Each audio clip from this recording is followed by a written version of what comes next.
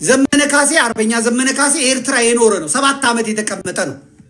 ምን እንዳስጠኑት ምን እንዳሉት ምን ቃል እንዳስገቡት የምናውቀው ነገር የለም። ምንም የማውቀው ነገር የለም። ከዛ አውጥተው ኡጋንዳን ይላኩት ከኡጋንዳ ናቢ ያሸነፉ ሲባል ነው ዘመነ ካሴ የመጣው። መሳሪያውስ እንዴት ነው የሚገባው? ይሄ ማለት አለ ለወሎ ተሰጥቷል ወይ ለሸዋ ተሰጥቷል ወይ? ምንድነው ጎንደርና ጎጃም ላይ ብቻ መሳሪያ እንዲራገፍ የተደረገው?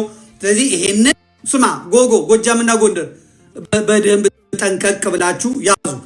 ሻዕቢያ ለኢትዮጵያ ይጠቅማል ብላ አይደለም፣ ለኢትዮጵያ የሚጠቅመው የቱ ነው ብላ አይደለም። ሁለት የተለያዩትን አካላት ሁለት የተለያዩትን ቡድኖች ቦምብና ጥይት ሰጣቸዋለች። ከዛ ደግሞ ለትግራይ ሰጥቷል። ኤርትራ ተመልከቱ፣ ሻዕቢያ ለነደብረጽዮን ይሰጣል። ከዛ በኋላ ደግሞ እነደብረጽዮን ወልቃይትን እናስለቅቅ ብሎ ይመጣሉ። እዚህ ደግሞ ለወልቃይቶች ሰጥቷል። ወልቃይትና ምና ይጋጣ ኤርትራ ከላይ ሆና ታያለች ማለት ነው። በለው ማን ነው ጥይት ያነሰው እንካ፣ ማን ነው ቦምብ ያነሰው እንካ። በዚህ ጋር ባለው ዳት ለቀው ምናምን በደንብ ማሰብ ይገባችኋል።